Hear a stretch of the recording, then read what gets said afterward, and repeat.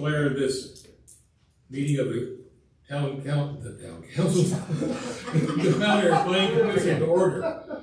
Let us stand and pledge to allegiance.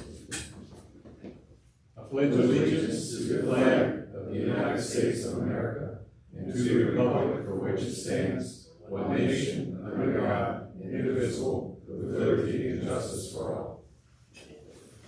Okay. All right. Let's see. First off is the approval of our minutes. And if you have a copy of the minutes in front of you, just a couple of small typos. Our previous meeting was on June 31st as opposed to July 12th. Was it July 31st? July 31st, rather, yeah. Excuse me.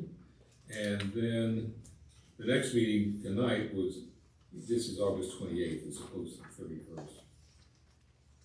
I'm confused, Bill. What are you mentioning? I'm mentioning these minutes. I see the 28th there. Yeah.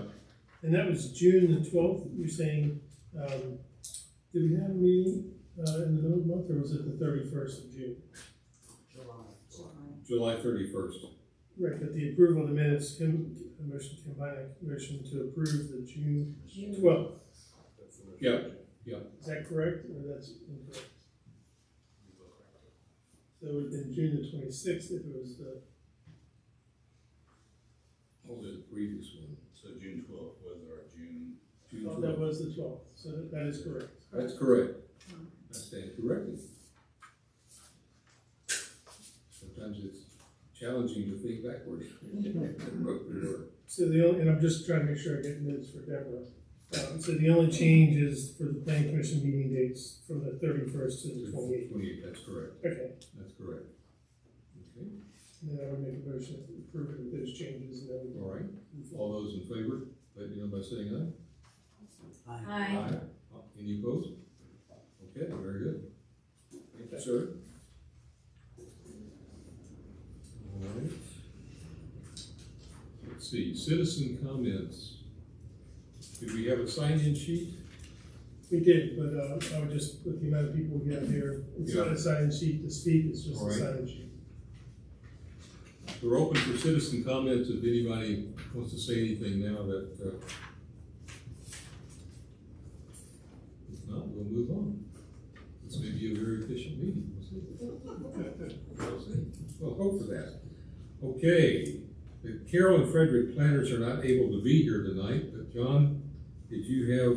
Correct. So I did receive an email from Hannah today stating that there's no substantial changes in the Carroll County Planning Board or anything on the agenda currently. So, and then of course the Frederick County, I attached into at your seat, at your desk, there's also additional copies out front. Okay. Going back to the questions you had about new developments that are happening within inside of Frederick County, close to Mount Airy. And these are approved plans. I did pull up the aerial on this development. You can already see that the ground is exposed and they're working on, I suspect, infrastructure and then starting to build lots. But I also want to introduce our assistant town engineer. She wears many hats. You're already breaking her in to be able to take on all sorts of different jobs. So Julia, if you want to say a couple words, just introduce yourself. Yeah. Hi, I'm Julianne. I'm the assistant town engineer. I'm filling in for Brian Quinn today. Okay. Excellent. Excellent. That's one of the advantages of a small community. You learn to wear many different hats. Okay. Okay. Just a side note, I think because we live in and prefer the Mount Airy community and the advantages that we have here. There are many other Mount Airies out there in both Carroll County and Frederick County. And I would love for us to get back to something we did shortly after we published the 2013 master plan. We reached out to these communities and we got together on a somewhat regular basis and we shared thoughts and perspective and challenges that were coming up. And it really enlarged the joint perspective we had as a result. Because as citizen planners, we all have the same challenges. So that's something we may try to do going forward as we move to update our master plan to 2023. We're gonna reach out to these other communities and say, so how are you going to look forward? How can we work together? What perspectives can we share? Well, on that note, though, I do want to verify exactly who wants to go to the planning commission annual conference. Again, currently I have Bill, Martina, Roxanne, Steve, and myself. Hadn't heard you saying no. Yeah. Okay, because I need to then secure final registration, et cetera. Now, there is an Open Meetings Act. I don't know if anybody wants to go to that. That's an additional charge, I think. So if you are going, please let me know. Yep. If you want to attend that meeting as well. And just so you understand, planning commission members, this is an opportunity every year for you to attend on the town's dime, those kinds of events, and that type of exposure. And there's nothing like it for citizen planners in Maryland to gain that perspective. Okay, all right, very good. Okay. So first off, there's two subdivision plats that are in front of you. It's really for informational purposes only. This is basically some land transfer that's happening from property owners up by the circle. Again, this was just for your information to see what parcels are being moved, from one property owner to the other. There is a fairly large parcel on the minor subdivision of lot 46 in parcel 1. But basically, we've come to an agreement with the property owners to transfer that way. If I may on Please. those two, however, these are actually subdivision plats that will have to be approved by the planning commission for minor subdivisions, because currently so each of these involves the town giving some property and then taking back some property in order to build a roundabout. And at the end of the day, although we were able to record one set of deeds to the WJK property, because Frederick allowed us to, one of the properties in Carroll, the Barkus property in Carroll, not allow us to do that without a minor subdivision plat. We decided to also do it for the WJK property in Frederick, even though we got our deeds on record, because it's simply cleaner as time marches on for everybody searching the titles, for instance, to see what now comprises the WJK property and what now comprises the town property, and can refer to them very easily when these plats are recorded. So the two minor subdivision plats, we probably do need approval of them by the planning commission so that we can proceed to get them signed and recorded appropriately. And to your point, I thought the same thing initially, but then was told it could be done administratively. But so I revert to, we do need approval from the planning commission for both of these. Probably individually would be the right way to do it. So let's go ahead and look at minor subdivision lot 46 in parcel 1. If I can get a vote on that for approval. All right, Chair will entertain a motion to approve. I will still mention that if we don't get these within our ownership or recorded, we don't get our roundabout. So So you just need a simple motion to approve. just a simple motion to I'll make approve. a motion to approve lot 46 in parcel 1, Ridgeville Heights. All right, is there a second? I'll second. All right, motion has been made and seconded to approve this layout for minor subdivision, lot 46, parcel 1, Ridgeville Heights. All those in favor, let me know by saying aye. Aye. Any opposed, like sign? All right, and it passes. Okay. And then accordingly, the minor subdivision that It just talks about, East side of South Main.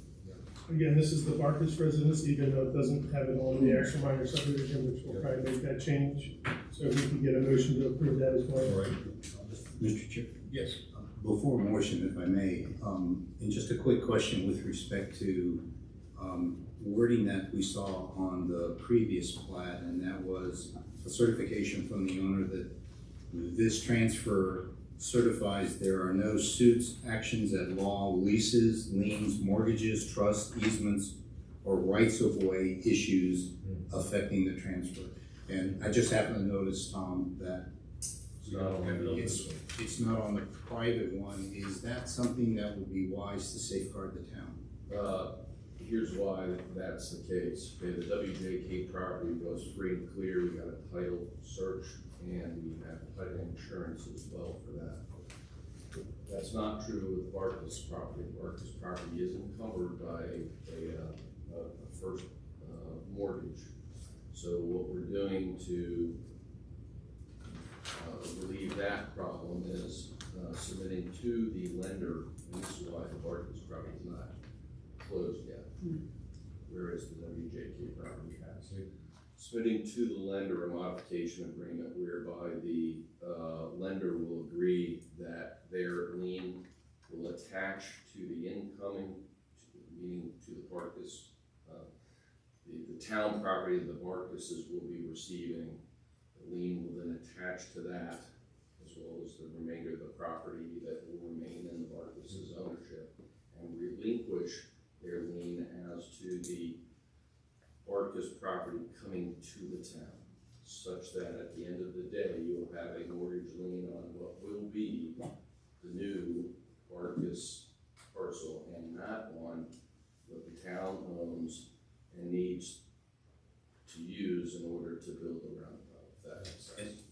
And I think in layman's terms, we want to ensure that the current mortgage lien, which includes this transfer parcel, that mortgage holder can't have control over what is now town property. That is correct, and you can't foreclose on it after you erode on it. Most importantly, we will be getting title search and title insurance on Barkus property, just as we did. Is there any risk for us going ahead then and, with our approval process on this? No, what would be not good is to close and not get that taken care of. So that's why we've not closed on that yet. As usual, Tom, your perspective is invaluable to us. I hope so. Okay. All right, with that perspective in mind, I'll entertain a motion. Mr. Chairman, I will make a motion to approve the Barkus property transfer to the town of Mount Airy pending the completion of the modification agreement. Tom, would that be sufficient? Yeah. Pending the completion of the modification agreement. Is there a second? I'll second. All right, motion has been made and seconded to accept the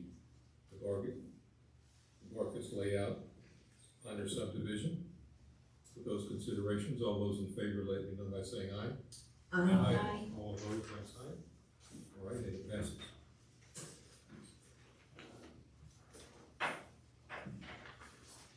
Okay.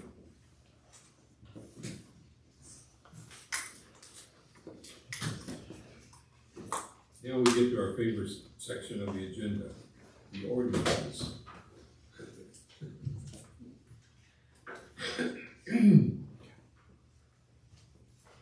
All right, John, how do you wish to proceed through these? So I would think that we would want to see if you guys have any comments or questions for the author of the 2023-32, which is the ordinance amending the mixed-use development provisions related to open space. Steve, I think you asked for us for this one to be delayed until this evening. Not for 32, Not for 32? the other ones. Okay, for 35? All right. Well, I'm assuming all of you have read through these ordinances. Is there comments or questions from anyone on on ordinance 2023-32? Okay, Mr. Chairman, yes, are we permitted to give you a few comments? sure, absolutely. Thank you. All comments are welcome, it gives us additional perspective. I have copies, I'll give you one. Okay. Take too long. Clark Wagner with Pleasance Development, here with Cecily Bedwell with Design Collective. Can you just pull the microphone down? Sure, how's that? As you have heard us before, and we're not going to repeat everything we said at the last meeting, we're a little worried that we're getting, or will get, fair treatment. And this is a tough conversation, so just giving you a heads up. Let me start with reading from the Maryland Department of Planning Commission duties and responsibilities. And this is under ethics. Because a planning commission is an arm of local government that deals with matters of concern to the community, the planning commission must pay attention to ethics. The planning commission must avoid unethical conduct or activity, as well as the appearance of unethical conduct or activity.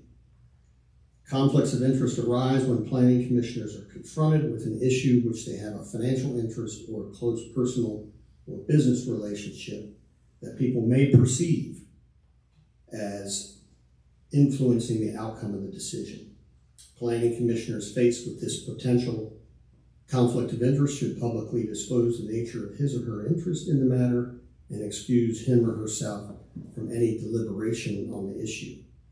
And so you're probably wondering, where am I going with this?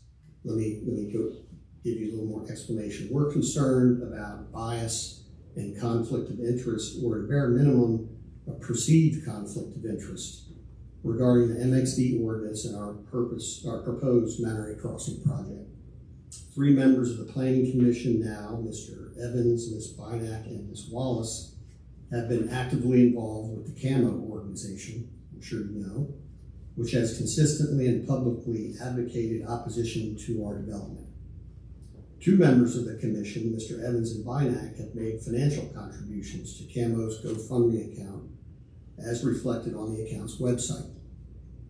These funds are purportedly being raised to assist with a possible legal challenge to the Mannery Crossing project. Ms. Bynack is or has been an administrator of CAMO's Facebook page, and Ms. Wallace has been involved in CAMO's social media, which has advocated against the Mannery Crossing project. CAMO is not just a group of interested public citizens, it is a public advocacy group. It is actively lobbying members of the town council and possibly members of the planning commission on planning and zoning matters, including their position that the Mannery Crossing project, as proposed, should be denied.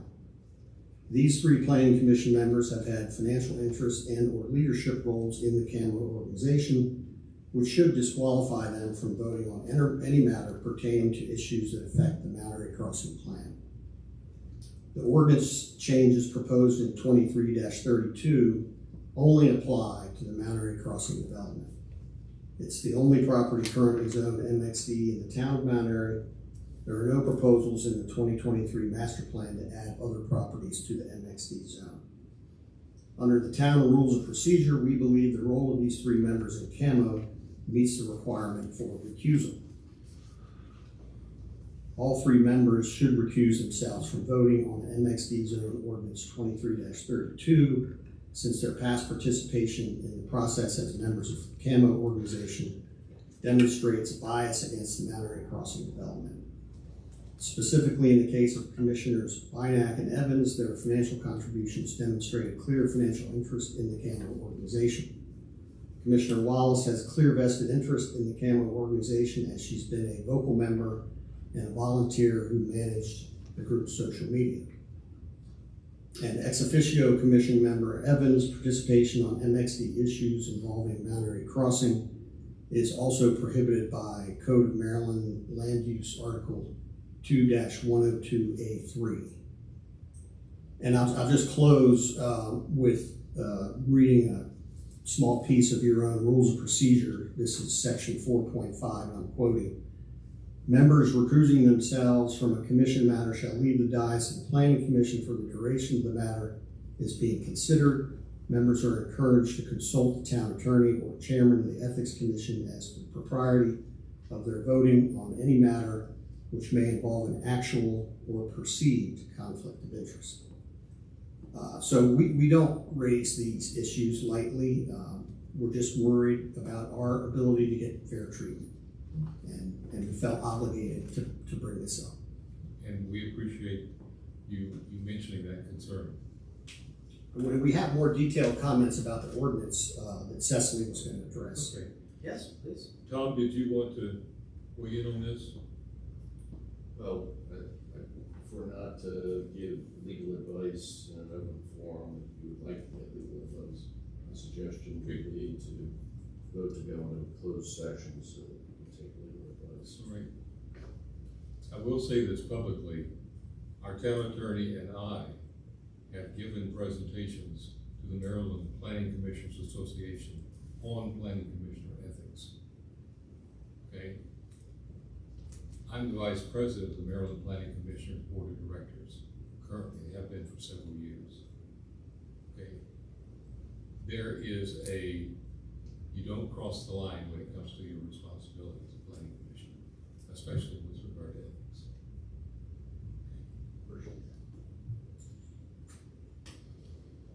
So I'll let Cecily go ahead. Okay. So good evening. Again, building on Clark's statements, it's clear that this ordinance is intended solely for the purpose of forcing changes to the Mount Airy Crossing plan, rather than using the established planning process. This ordinance appears to be an attempt to ignore or subvert the planning process and the role of the Planning Commission in reviewing development plans.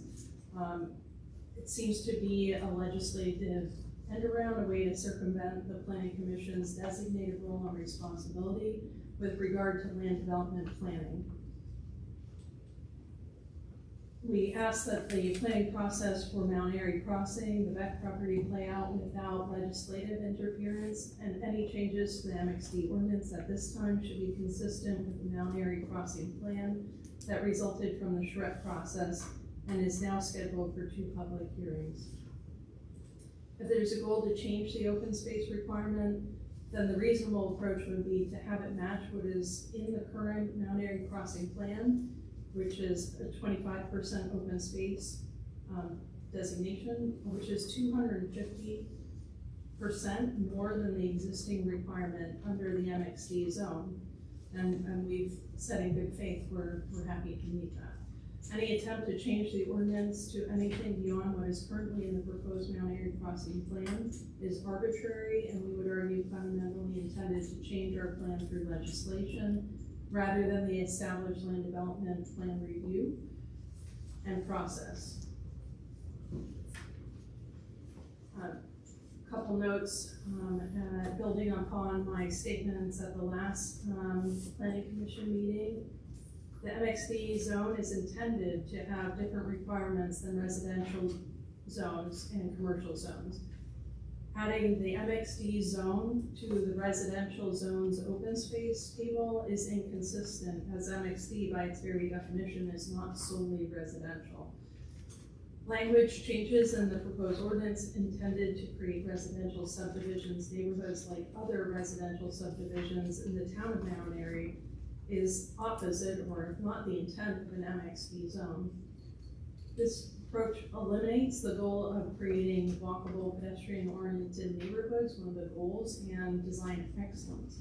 There's no rational basis that we've heard for an arbitrary 400% increase in the open space requirement, and it's an egregious change at this stage in the process.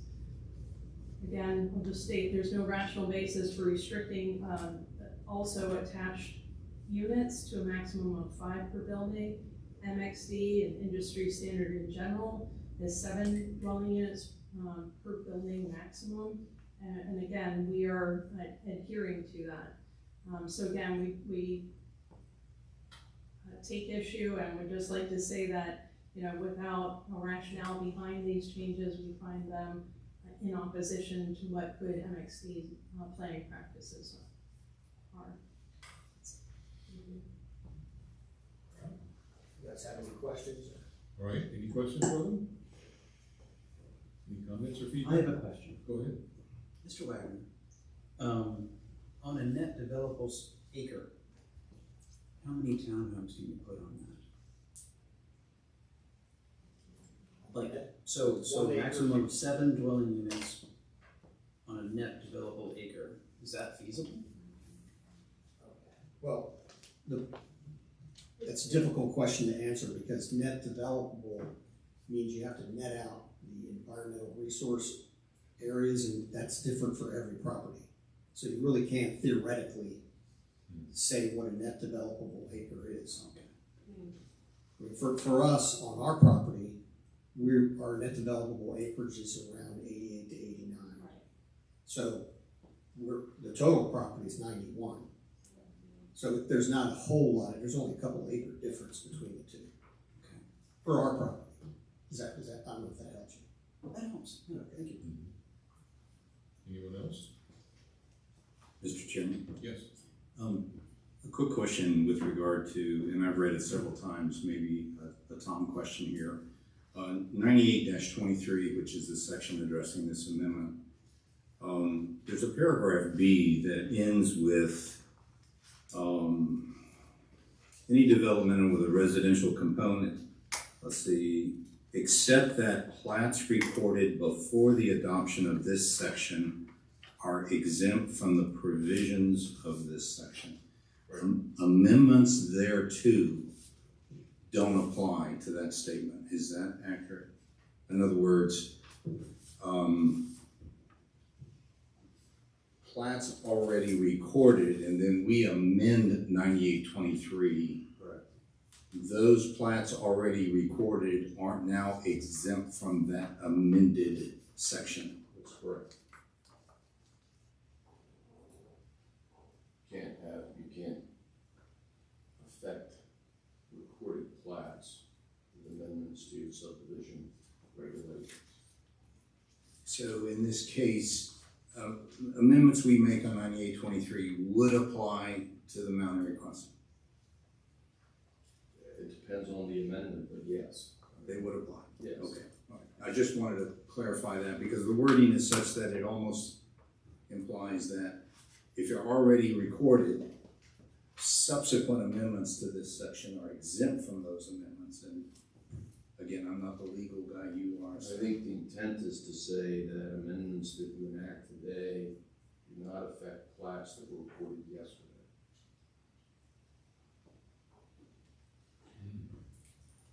Okay. Because there are already plats of record, right? So if you have a plat that was recorded yesterday and it has a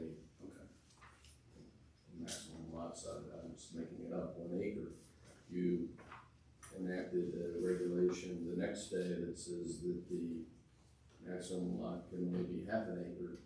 You can't go back and say, well, you can't go over an acre. But to be clear, any ongoing development on a plat zoned MXD would have to adhere to any amendments to this section. Yes, unless the town council enacted it otherwise and said it doesn't. Don't forget, we're the only MXD property. So there are no plats. I'm trying to be agnostic to an ongoing development with kind of understanding that paragraph. If I may go further, Mr. Chairman. Sure. I too struggled with this component being added to table 1. There is a residential component, obviously, we can agree to that. That table tries to serve the town with providing percentage guidance as to how much acreage needs to be set aside for open space. So I understand the argument that this isn't purely residential, but it has residential. And I think we can all agree it even is worded in the mixed use 112-37.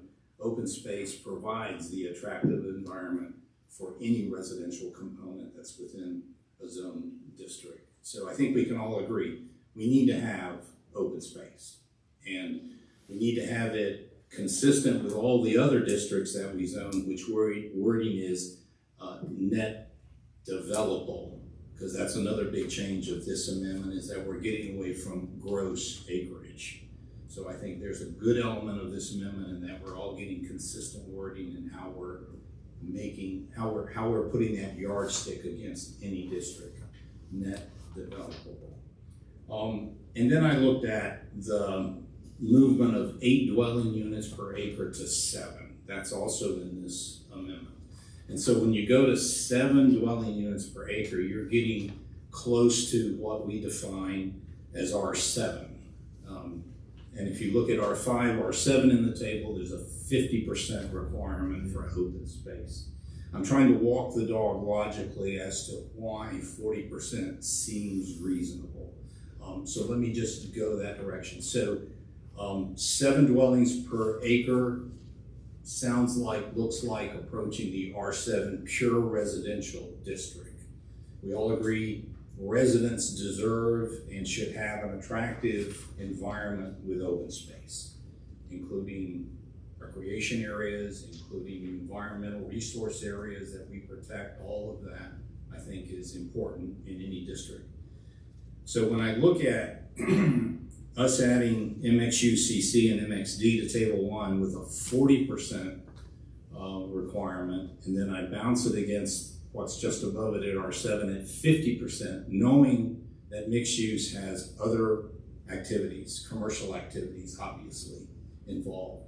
And we have the 75-25 mix also as part of the calculus of the makeup. I sense 40% is decent. It just seems reasonable. It's not the pure R7 homes only, dwelling units only, but for the 7 dwelling units per acre and the townhome blocks of 5, those folks deserve adequate open space. And so maybe not altogether 50% as R7 would dictate, that has dictated, but is 40% reasonable? I find it a reasonable argument. My last point is this, and again, I speak just as this commissioner. It's a challenge for us to take ongoing developments in weighing and assessing things like this before us. It really is. It goes, I think, to some of your concerns on fairness. It's been mentioned before. My personal view is this: we're volunteers, and our job is to look at the code and with proposed amendments make sense out of them as they stand. And if they make sense, then provide the proper recommendation to the town council and put on the town council's dais whether they want to condition the amendment inclusion, grandfather, add a timing issue, if you follow what I'm saying. I think our job, or at least my job, I should say, is first and foremost in improving this town code. Does that amendment from the council make sense toward improvement? And in all of that, I believe it does. That's all I have, Mr. Chair. Yeah, sorry, I cut you off. So I've been in this industry both on the public sector side and the private sector side for almost 40 years now. And Mr. McCarron might have me by a few years, but maybe not. And I have never seen this happen. When ordinances are done and changes are made to an ordinance, they apply prospectively to future projects. They don't apply to projects that are being reviewed, especially one that's gone through 8-month review with expensive planning charrettes, where we've made commitments to the public. And so this is completely outside of anything I've seen in 40 years. I'm not going to cross swords with you, and I totally understand my point, and let me say it a bit differently. I believe it's the duties of the council members to determine, if we provide a recommendation, how that recommendation is going to be included in the code given other factors such as an ongoing development effort. That sort of thing, I believe, falls on the council as elected members for them to make that judgment. To delay the amendment, to grandfather, I gave those kind of things that could possibly come about from their deliberation after our recommendation. Again, we're focused on making the code as best as it can be, and I think we have to be a bit objective in that, knowing the issues like you're presenting here. I understand that, but we have an allegiance to making this as good as we can make it for the benefit of the town. I'll just add to the comment, I feel like it is a little bit of a mental math leap to compare this to an all residential zone. That is not the intent of MXD. It's not anywhere the intent of MXD to have 40%. I don't think there was any of it. I think another commissioner member had researched other jurisdictions. To my knowledge, there are none that go to anywhere near 50, let alone 40. And when we talk about the land use, I think the math has to be done in terms of, a transition from the town center to the edge. And we talked about this last time, and I don't think that, if you could make the argument that in the area the closest to the town, it'd be 10%, and at the edge, 30%, you end up with an average of 20. I don't know how you justify 40%. This is not a purely residential. The idea of MXD is that you have a core that creates plazas and smaller open spaces typically in MXD. It's not about the large peripheral open spaces to which we have on the periphery directly adjacent to this project. So it's not the intent of that. And I would ask that if that's the consideration, to look into other MXD ordinances and base it on that. This is not, should not be compared to an all residential. We have two council members who I think have potential perspective on this. Tom, can I call on them to speak? If they want to add anything, if you tell them to speak. I wanted to add some. Mr. Chair, I would like to propose to go into private session, closed session, with the attorney, so that way we can ask some questions. All right. Can we do that? Let's do that first. Yes, please. Okay. All right. Motion second, and then a roll call vote. Okay. To go in, and it's under the exception to take legal advice. All right. It's been, is there a second to Kim's motion? I'll second. All right. Motion has been made and seconded for the planning commission to go into closed session with the town attorney. All those in favor, let it know by saying aye. Aye. Aye. All opposed? All right, and it passes. Okay. All right. Was that a roll call? I was gonna say. Roll call yeah, vote. right. And we'll go upstairs so you guys can stay here. Go ahead. Aye. Aye. Not yet. All right, it passes. Okay. I think we're gonna go up.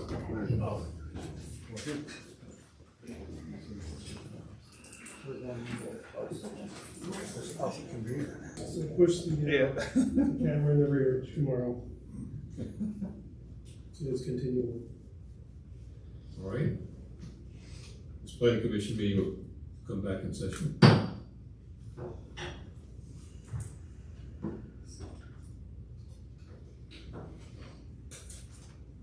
Okay, with regard to ordinance 2023-32, how do you wish to proceed?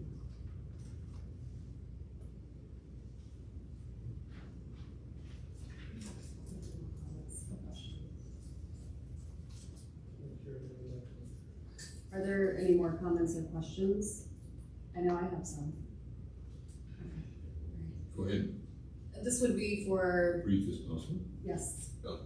I just have a question about the 5 townhomes per row, and how that, was how you came to that number. I came to that basically looking at the current town code and other developments in the area that have seemed to have been all the townhouses in the town to make sure they're uniform and the conformity within the town is 5 per unit. That's as in our current code. And most of the other areas I'm looking around have about 5 units per grouping. Okay. So it's that. I was looking for it in the code. Do you happen to know where it is? That it says 5? I mean, we can. It's under townhouse development, might be under the site review or the townhouse developments. It's Okay. one of the 98, section 98 of it. Okay. I don't have line, verse on it, unfortunately. Okay. That was the only question I had. Oh, wait a minute, Rob has got it. I was gonna look, but I thought he was getting up on it. I don't have it right off the, sorry, I don't have right, here we go. That's what you memorize the code book. Some sections I can do it pretty good, and other sections, unfortunately, planning's scattered over three sections, so There is a townhome section. yes, there is a townhome section on it. Okay.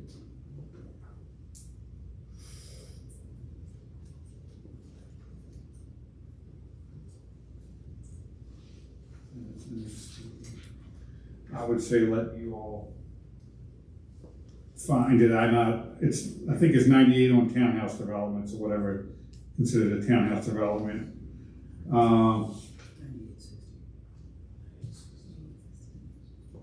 98 what? 60 60? townhouse developments. It's quoted inside.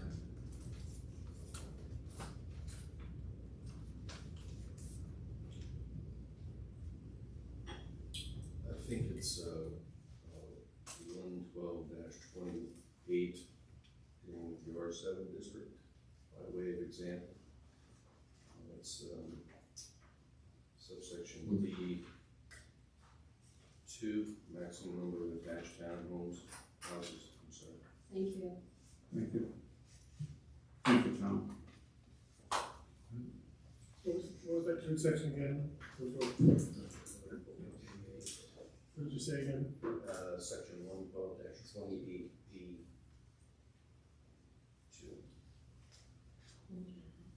D is in boy. D is in dog. Yep. Maximum number of attached townhouses, no more than 5 dwelling units may be attached to any one townhouse per. That applies to the R7. It's under the R7. Okay.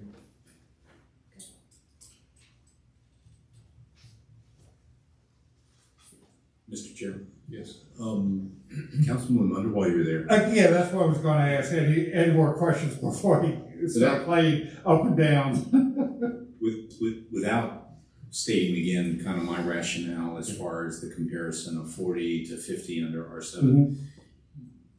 For building this 40% number, was there a survey or review of like municipalities and any similar zone mixed-use districts and their requirements for open space? Not municipalities directly. I looked at the 4 jurisdictions that are adjoin us: Montgomery, Frederick, Howard, and Carroll County themselves, because municipalities are kind of different. Each has their own little quirks and everything, and their code might not be online easy to find.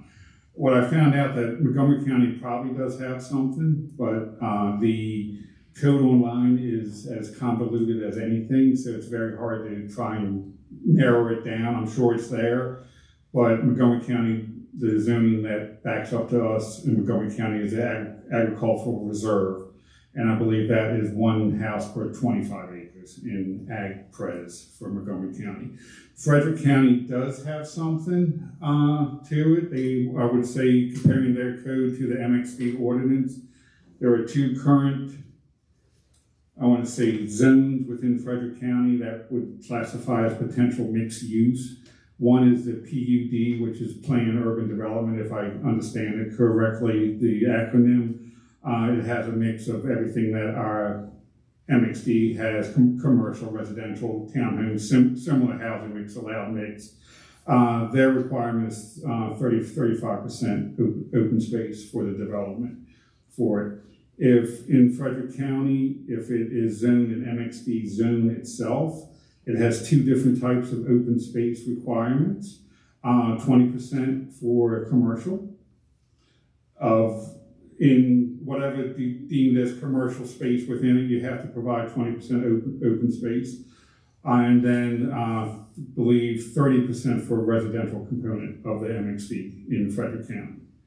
So they do break it down, we don't, that's why the 40% is there. It takes into account, in my view, any commercial component. As you said, our charge for residential currently, if it's a higher density, it is 50% of land. Howard County, it's basically, they have an MXD and a senior housing requirement according to MXD. Basically, both of it is 35% of land area. It needs to be open space. Carroll County, nothing directly with similar MXD, but I would say Employment Campus EC does require, has a commercial component that can be a residential component of it. Their open space is 20% requirement, but let me do a caveat on that.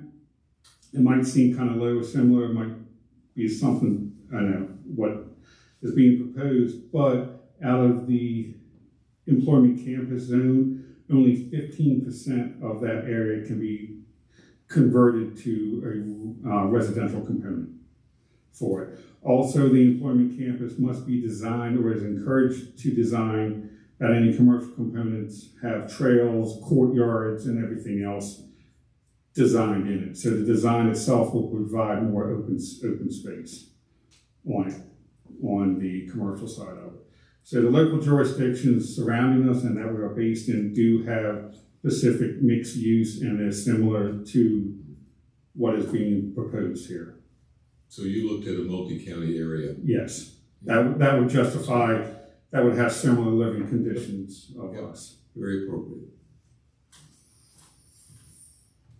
Okay.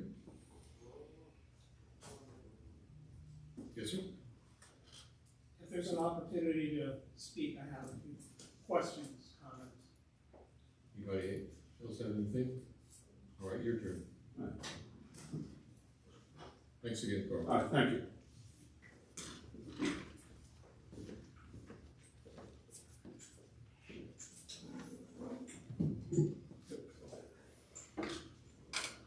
All right, good evening. Councilmember Demoter. I'll try to make some comments, mostly in the form of questions and suggestions, based on what I heard in the conversation so far.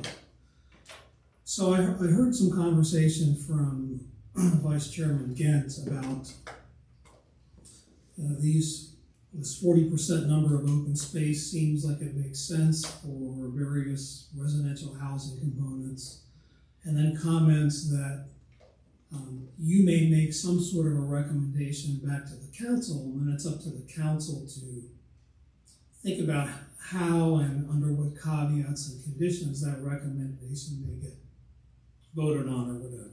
So first let me just say, so as a council member, I try and look at ordinances, policies, etc. I look to see that they're technically sound, that it's good policy, that it's in the best interest of all the citizens of the town, because I represent a town of close to 10,000 people, so I'm here for all the citizens. What I would ask you to do as a commission and to the town planner, it seems like we've taken about 1.5 years to 2 years to get to the point where we have an MXD ordinance. That went through a very lengthy, thoughtful process in terms of how many units per acre, how much open space. I'm assuming you all did very good due diligence in researching what MXD developments are, what their objectives are, what the appropriate densities are, what the appropriate open space is. So the town's gone through this lengthy process to produce an ordinance. And now this evening I'm hearing, I'll just use the words willy-nilly, and I don't mean it in such a negative way. It's just that here in the span of perhaps a day or a week and a half, you as a commission may come back with totally different numbers based on something that was introduced. We just heard Councilmember Munder give some of his views on where some of these numbers came from. I ask you to do a good vetting and validation of any changes that you're going to recommend to the MXD ordinance, because it seems like you've already gone through this process. Chairman Butts, you were part of this process for a very long time. Let me also ask you to think about this. And you're talking about open space to residential types, okay? I'm asking you to go back and reflect on the following. MXD is MXD because it's a different animal. Just like the downtown zone is the downtown zone, MXD is this combination of incorporating commercial with residential, with maybe open office space. And if you look at the existing objectives and purpose of MXD, just go back and refresh your memory on what it's supposed to be achieving. It's supposed to be providing a more attractive residential and non-residential environment than would be possible through the strict application of conventional zoning district requirements. So you designed this to be a tool to do something different. And my research tells me the idea of MXD is to, in a concentrated manner, provide an environment that allows and permits walkability. People with bikes, people get out and walk. It's designed to get people to congregate in certain places for arts and recreation. It's designed to allow you to live in a place and then walk and work in a place in the same space. So I ask you to remind yourself what you were trying to accomplish with MXD, and please do not make changes that turns out upside down, okay?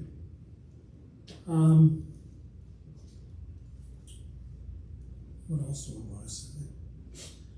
I'd like you to ask yourself, if you change these open space requirements to something like 40%, are you de-MXDing MXD? In other words, have you now made MXD not even achieve the objectives that you started out with? Okay, and now let me speak to the Beck property as an example. So the Beck property is an interesting piece of property because we have Beck West, we have Beck East, and for my own self, I look at those as almost two distinct developments, but yet it's all one big development. Because that's the way it's being presented. I want you to ask yourself this question. If this project was just Beck West, okay, I would ask you to look at what you put in the 2013 master plan, what you put in the downtown vision plan in terms of your objectives for what Center Street was trying to accomplish and what that development was trying to accomplish. If you suddenly change this to 40% open space, ask yourself seriously, if it was just Beck West as the development, could you even accomplish the objectives that you're trying to meet for Beck West, which is this kind of a town center, again, pedestrian-friendly, concentrated development that promotes, people in that area to live, work, play, and come downtown. So I just ask you to think about, are you going to MXD by changing the open space numbers? Okay? And another thing I'll say, not to take up too much time, and I'll speak to this more at council meetings and at the joint council planning commission developer workshop, because I have not commented on the revised pre-concept plan. That's not my place to comment on that yet, and I'll make comments at that workshop. But let me ask you this. You have a current MXD ordinance. In that ordinance, it directs how a pre-concept plan is to be evaluated. It speaks to evaluate the purpose and objective statements. Those are very qualitative, the way they're crafted. And if the council will have to take a vote on the pre-concept plan, weighing whether or not it's meeting those objectives. You have an open space waiver ordinance, which you all spent a lot of time on, and I greatly appreciate all the work you did and the council's unanimous vote to add guidelines to aid in making an open space waiver determination. It seems to me that the town has all the tools and resources it needs to make a thoughtful decision on this development. On the front end, the council will have to take a vote on the pre-concept plan. Once that happens, if it gets voted in the affirmative, that will then move on to a concept plan phase where you as the commission will look at adequate public facilities. And you as a commission will have to adjudicate on an open space waiver application from the development. And it's up to you to look at the open space amount provided, and then using those guidelines and other elements that you want to use to consider, it seems like you will look at, here's how much open space they're providing for that development. Is that enough open space for that particular development? Is it of good quality? Is that enough open space in the context of the entire town? Is that enough open space in the context of the fact that we have an 82-acre deficit of open space in the town? Is that open space providing critical open space, such as ball fields or whatever that the town is in critical need of?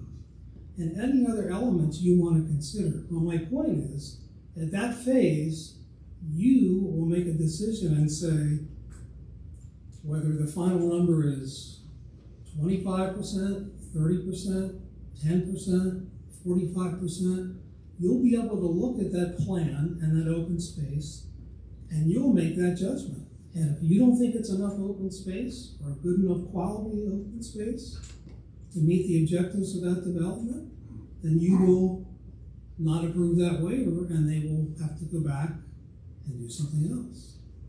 So it seems to me that the town has an established regulatory framework in place for MXD and a decision process for the council and for the planning commission in terms of all the things you will do at the concept plan phase to just follow the process. But please don't MXD and change what you would work so hard to do for the town in terms of providing an MXD ordinance as a useful tool for town planning. Thank you.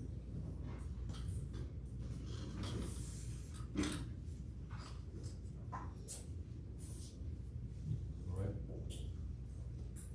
Planning Commission, that being said, how do you proceed? So do you have somebody else that has, with the speak as well?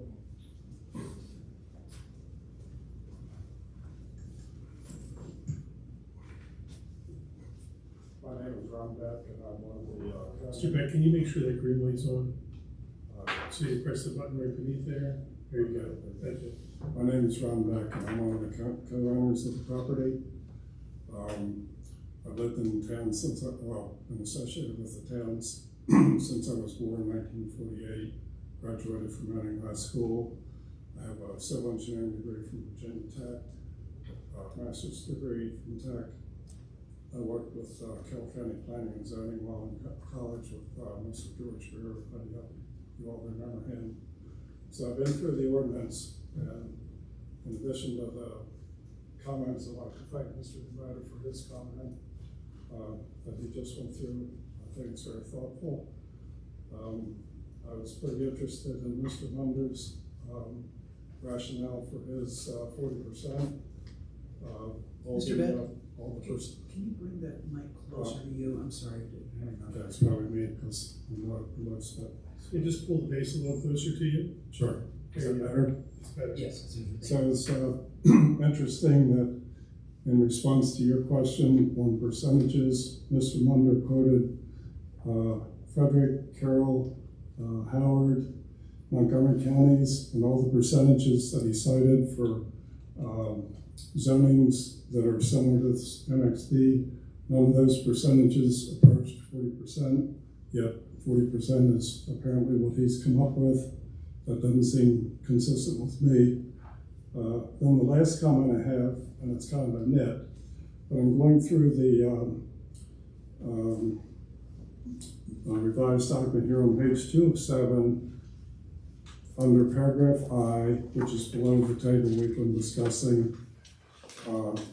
Paragraph 1 was deleted, paragraph 2 was changed to paragraph 1, and in the 5th line, the term applicant was changed to be property owner. Now, because I'm the property owner, that puts me in the position of having to abide by this ordinance as opposed to the company that we have contracted with to do our application and development for. I don't want to be put in the position of coming in and having to justify to the planning and zoning of the town council any of the provisions here. That's why we contracted with an experienced contractor. If you go into page 6 of 7 at the top, paragraph A and B, the ordinance is now talking about the developer shall, and the developer must do, and so on and so forth. And then further down in that page, under bulk requirements, in the first line, the term applicant is used. So you have 3 different terminologies in here, but in my view, and I'm just the property owner, I would find very confusing. I suspect under what I recall from the subdivision regulations, it's either the applicant / developer or an applicant that is actually the individual coming in and making all the presentations, doing all the justification and so forth. And I'd respectfully request that in the early paragraph on page 2, that where you insert a property owner, that you remove that and use either the term applicant or a combined terminology applicant / developer throughout the ordinance. So it's clear who's going to be doing what under the provisions, irrespective of, other agreements or disagreements with what the draft is. Thank you very much.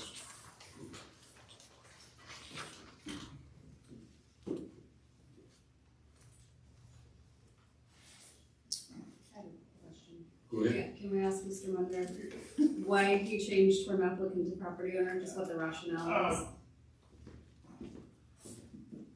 I believe just in conversation with the town attorney was just choosing the property owner. Might have been a better choice of words there in that paragraph. But if the town attorney doesn't see any legal concern with changing it back to the way it was applicant, or if it does mess up the application and review process, I'm fine with putting back the applicant for it and the developer, if whoever's designing and putting the plans together. That was not the intent to create a confusion amongst the applicant or who's designing it, who would have the legal right to come in and everything else. That was not the intent to mess with that process any. So you're okay with changing it to applicant throughout? If, to keep it consistent? or whatever the town attorney would recommend as proper legalese, developer or applicant, depending on whoever's doing because sometimes the developer might not be the applicant. So maybe if, Mr. Beck, developer / applicant was your suggestion, something that, yeah, the combination of that's just to make sure that there's no legal problem with whoever's, has applied for it.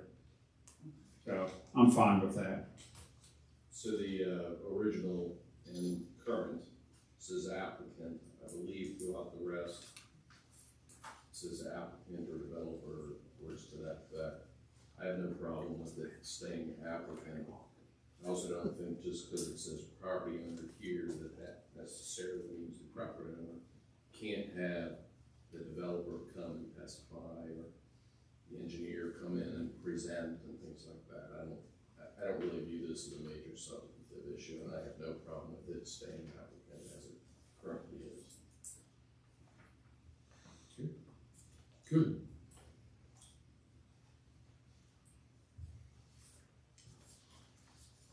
You got, making sure that no more questions before I get up and down again. Mr. Chairman, if I could, going back to our previous conversation about surveying adjacent or like communities. And so what I kind of gathered, Councilman Under, was it's hard to get an apples to apples, I think is what one point you made. Yes. But in comparing with other counties with similar kinds of zoning districts,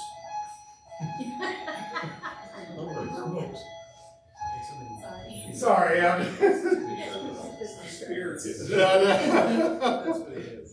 Carl thought he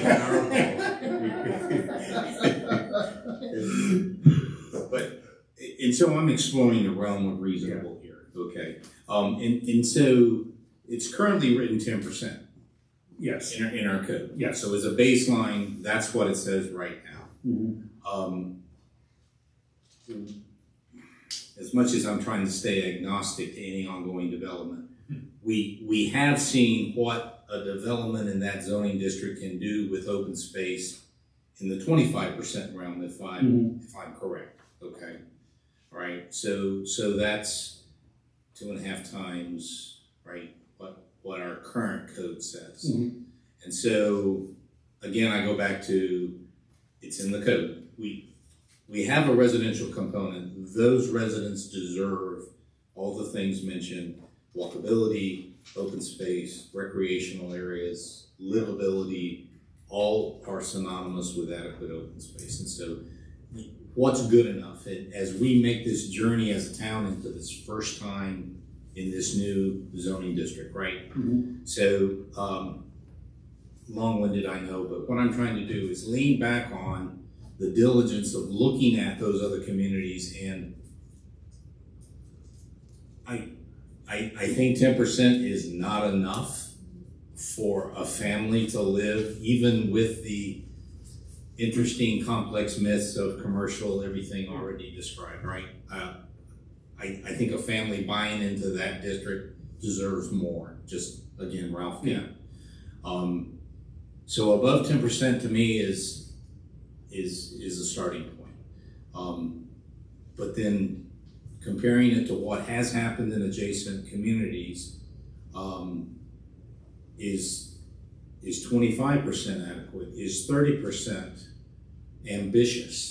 Is 40% ambitious for the needs of the residents in that district? Personally, I would say the 40% is not ambitious at all. In my view, as you indicated, the residents that are moving into town deserve similar to what the current residents have already experienced, particularly in the newer developments. The counties that have had or have MXD with the 35% requirement of open space have been doing this or this type of development much longer, I would say, than us, have potentially more experience in what has been not enough to what is too much. So I believe 35 might be too low, but 40% is good because open space is primarily residential related, more so than commercial. The only thing that has it in here as commercial, I believe I stated, was Frederick, and that would require still a 20% open space requirement related to the thing. So they would do both. So that's why the 40% was there, is it takes into account there is a commercial component in there. We do not have a commercial component currently. Most communities do not have a commercial requirement for open space. So the 40%, I believe, is a good number for that.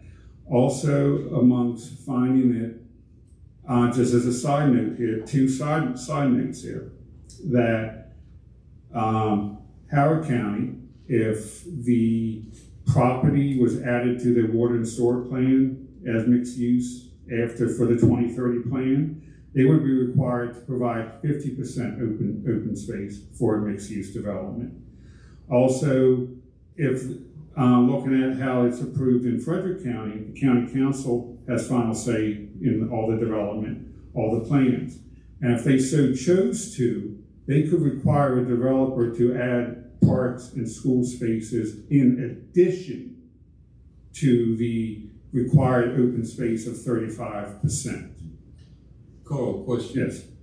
Any of the surrounding counties that you looked at, did any of them have a open space deficit currently? That I did not look into, sir, unfortunately.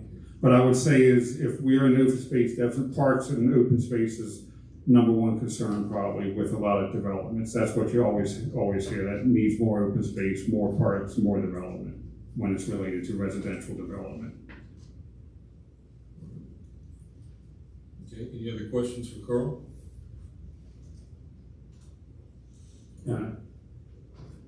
Thank you. Appreciate it. Yes, sir. May I offer another comment? If you're brief, yes. I will be brief. Just one concern here, since this is longer than I believe we all anticipated. Yes. Well, I'm not saying that. Before we get into, I'm asking for a potential, say, agenda change alteration unless we, not related to this, but for another audience member, Frank Potentan, we have a Green Tree presentation just in case the discussion for cannabis ordinance runs on. I would be kind to him if we could move the Green Tree up after this so he can come in and have any comments answered or questions answered with that before we get into the cannabis ordinance. Thank you. Okay. All right.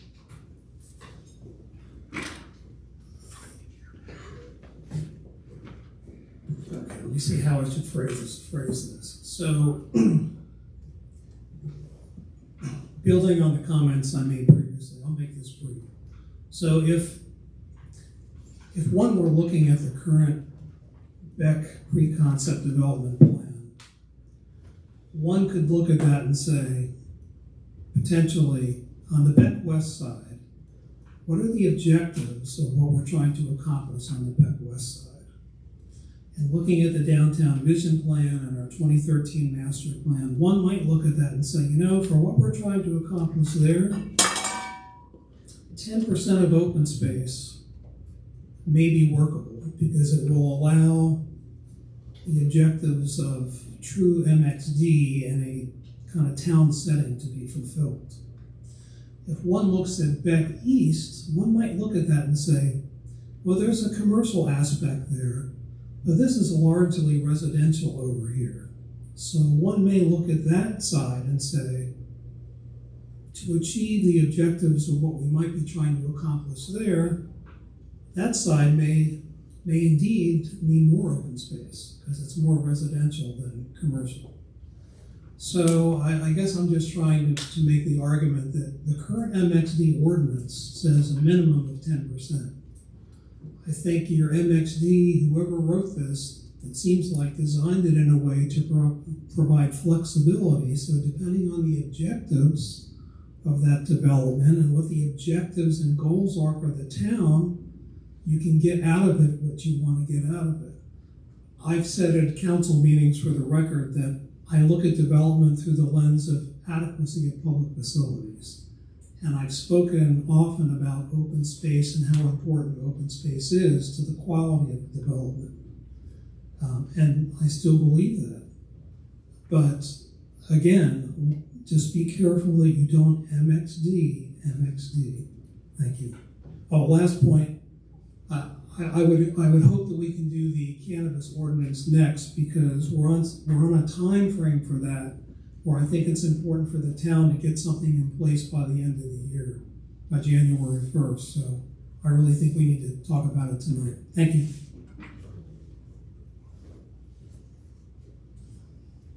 All right, planning commission members, how do you wish to proceed with ordinance 2023-30?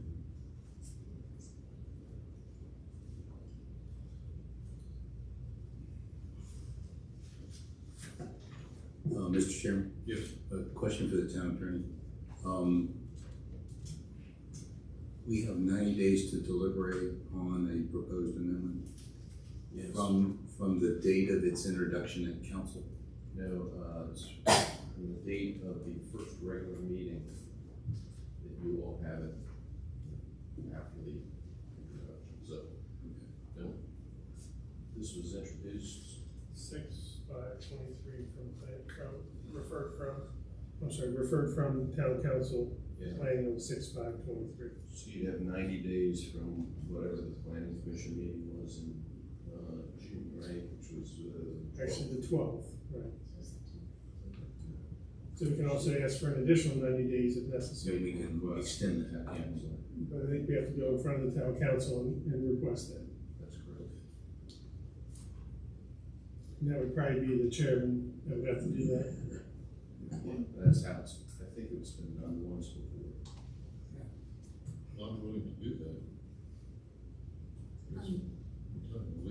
Yeah, I was just wondering if we should just to make sure that we have all of our facts straight, if we could have more time to do some research on the percentages with regard to the surrounding areas. All right. I just want to make sure that we're not, the numbers are. Carl, can you help with that? I can try, Mr. Chairman, I don't know what. Maybe the two of you. Yeah. Okay. Maybe the two of you. So we have until September to. Sorry. He's a busy man. Yeah. Moving on. If I'm correct, we have until September to do a recommendation. Yeah, what's, I have a cat out the days, but 90 days. September, our meeting's after that. September 12 is your meeting. After that. Actually the 11th. Is your meeting in September, at the end of September? It is the 25th, yeah. We have to get the extension. I would request the extension because, and I'm not even sure if we can get it on the town council agenda. Maybe we could ask the town council president if that would be something he would entertain. If you feel that you really need it, I don't know. Me personally, I don't know what surrounding areas has to do with Mount Airy. I think that we need to concentrate on what we're doing for our community, not so much what other people do for theirs. But if you as a collective group feel like you need an extension of 90 more days, I would be willing to put that on the agenda. That's fine, but I would, personal opinion, it's what's best for our community, not what's best for others. So that would be my input. So just a question, is it possible to schedule a separate workshop session with the planning commission members to go over this rather than take a chance on coming into another session, hearing more public comment? I mean, it takes a long time to go through, right? And I think if there's focused time, and I also think that when you look at surrounding areas, there are other things that they include in there, little nuances, that you might decide you want to include here as well. So just a thought to have a separate session. I will say to that, we're not coming up with new legislation. What's being presented to us is the ordinance that's already in place and whether or not we're recommending to adjust it. And I think the main hang-up is probably for most of us up here, or I'm speaking for myself, is table 1. And I think it's probably in the best interest if the council member wants to push these changes or ask us to make a recommendation, then we need to have something more on table 1 that's more best practices. yes, we need to do what's best for our community, but we also need to have some to back that up as well. So that's where those best practices come into play, or we just leave table one as it is and vote on the other changes. We're making a recommendation to the council. Yes or no? Okay. All right. Go ahead, yes. I am willing to put it on the agenda if needed. Can you come up to the mic? Oh, it was just a really quick statement. I didn't know if I made it clear. I am willing to put it on the agenda if needed. I don't want to rush anybody. No, we heard that. We appreciate it. Yep. And Council President, for clarity, putting it on the agenda is our request for a 90-day extension. Correct. Correct. All right, what's your pleasure? That's up to 90 days, you don't have to take 90 days. But No, if you get- exactly. Again, Within.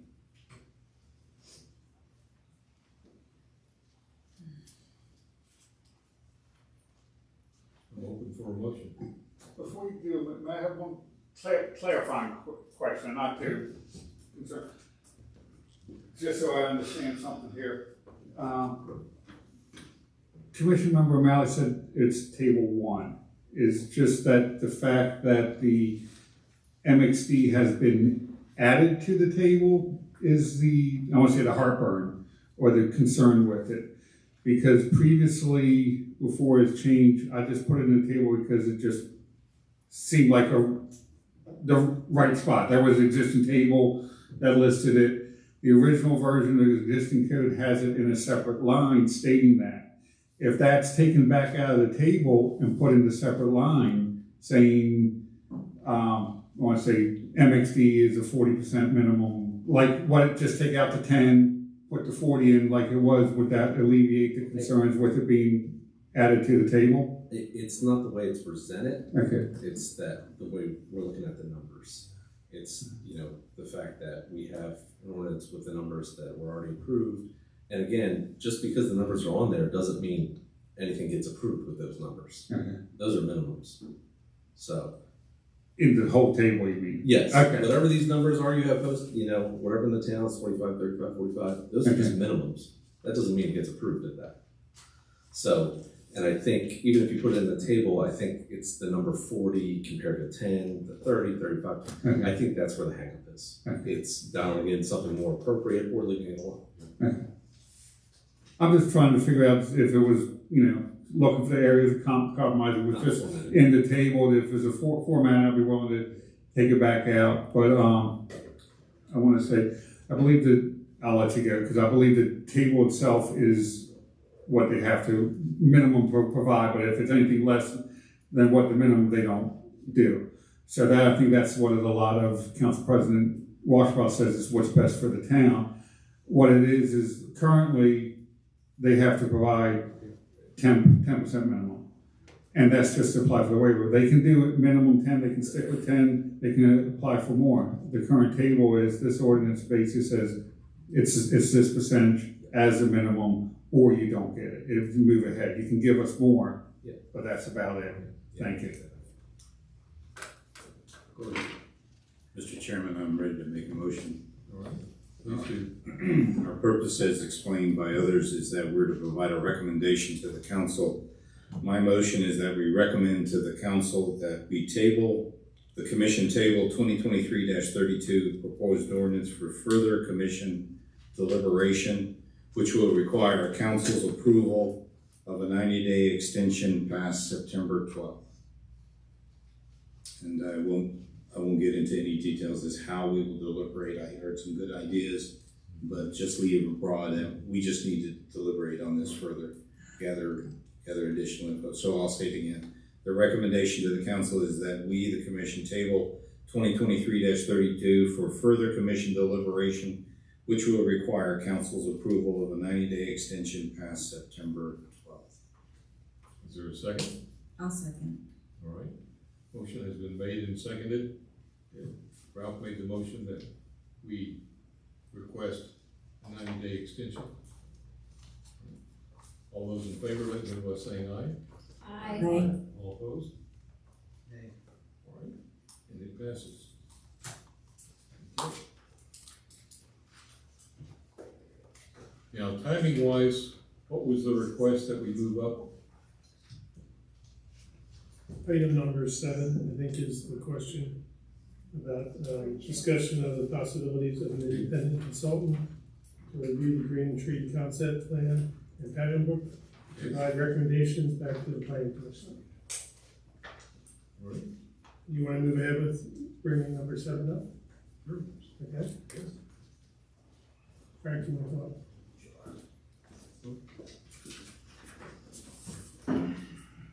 And again, I just wanted to preface this with, so the town is still reaching out for a consultant. This is just to have them on staff if, for whatever reason, you guys want to move forward with that third-party review. So this was just to present it to, in the open meetings to discuss it. Good evening, Frank Rodan with GT Frank, Property. can you make sure the light's on? And pull closer to you. He speaks loud enough. Good evening, Frank Rodan with GT Property. I guess when I saw this, my first question is what scope of services would be included in this third-party review? Because, we submitted plans, I guess, 6 or 8 months ago. They've gone through a number of reviews already with comments back from planning, as well as the engineering department of Mount Airy. We've made adjustments to the plans based on those comments. So I guess my question is what is the town looking for? What is staff looking for? And the scope and that kind of thing from third party. Again, it's not the staff that's looking into this. This is the planning commission, is the one that's wanting to recommend this or request this.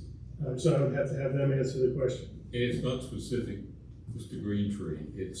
We think it makes sense, given where we are in the development of the town and so forth, and the responsibility of the planning commission, that in cases like this, to have an independent consultant for that extra perspective that we can gain from it, that's all. Okay. I think the intention is to looking at it to see, is it an MXU, is it an MXD, is it, what is the development? Is it meeting the requirements that are set in the code? That's what we review for. I understand. I've been in the process a pretty long time to have someone look back to see if I meet the criteria for, I understand. We've submitted, like I said, we're on our second round of submissions for comments. And this is a plan that's been around, this project's been around for north of 20 years. So this is not a new project to the town.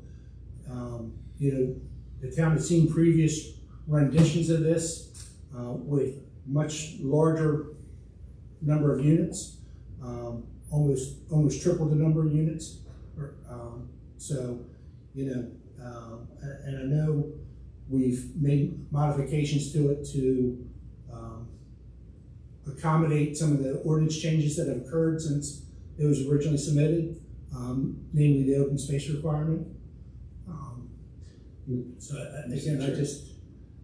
If I could, I think when we've set out where we said anything with MXD, MXU, I think as a commission, our recommendation is to have that outside source come in, because this is a different type of development than we've done. We haven't done other MXD or MXUs in the town.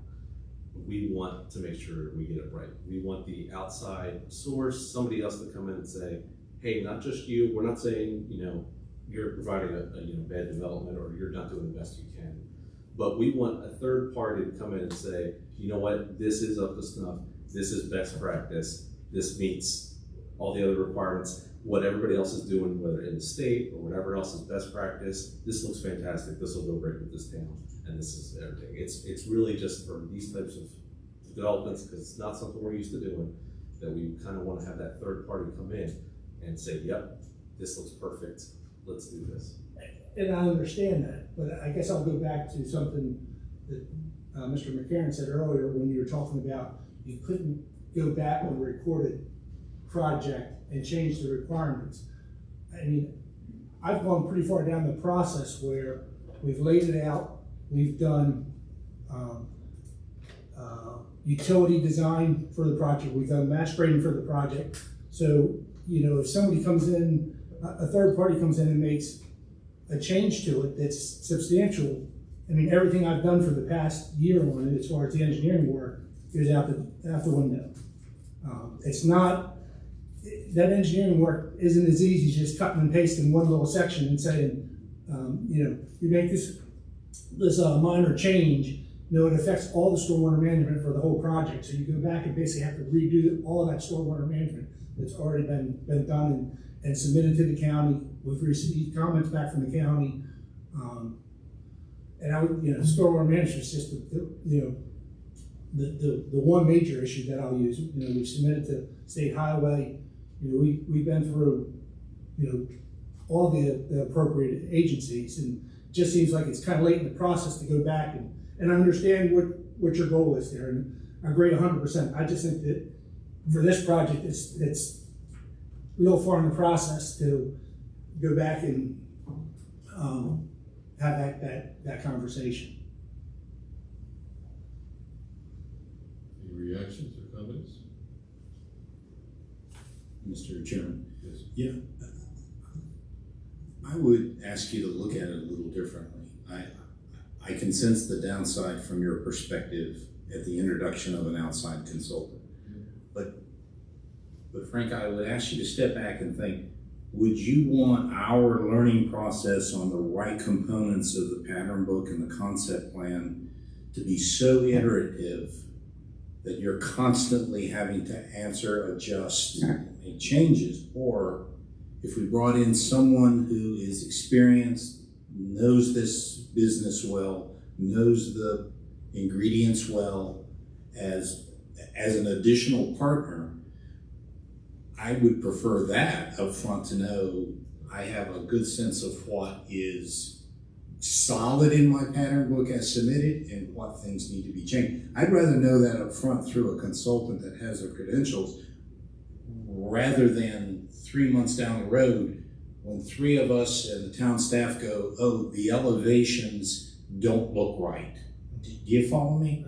And so I'm trying to entreat you to the goodness of having a consultant come in. And then my last point is this: as you know, the concept plan enables the commission to conduct its role to do the APFO. And if the concept plan is absent ingredients for us to determine the adequacy of those 7 critical areas of public facilities, then we're back again going, where's the information I need to see if the sewer capacity is going to exceed the wastewater treatment plan? And I'm not saying that's absent now, I'm just saying a consultant coming in and looking at that, because the consultant also serves in that service too, according to paragraph 24-5, when we do the APFO certification. And we have to certify those adequate facilities. So the concept plan feeds into that certification. It fits into making it as best we can. And I say, hey, bring in a good, solid professional that knows that business. I think the one key, or the 2 key words you said in your comment, it was upfront. And my argument is, at this point in the process, it's not upfront. You feel we're too far down the road? I think we're pretty far. From the engineering bills that I've had to pay in the past year, we're pretty far down the road. And again, I'm saying this because I have no idea who the third party consultant is going to be, and what their hot buttons are, what kind of changes they might throw at me.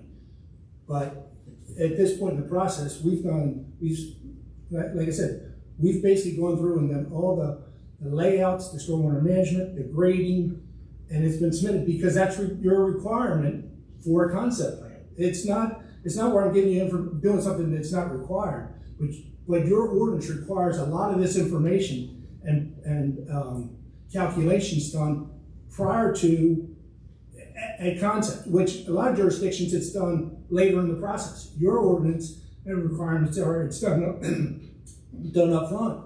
So that causes us to incur, with Mike Van Sant or whatever engineering firm we use to spent a lot of money on that process.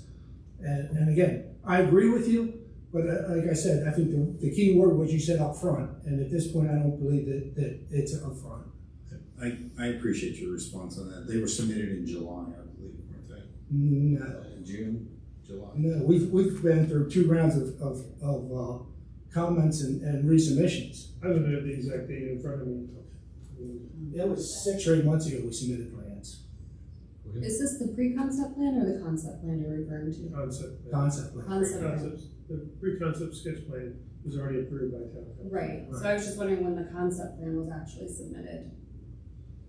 I don't know the exact date, Okay. I'd have to look that up, but it's, like I said, and John can testify this, we've been through two rounds of submissions and comments, and through the county, through the state, through the town.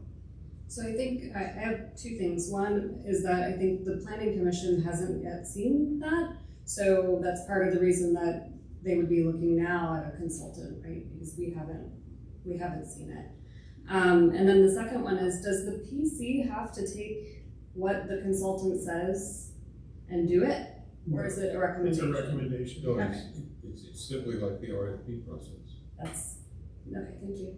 Well, it's just like town council, we're giving them a recommendation on ordinances.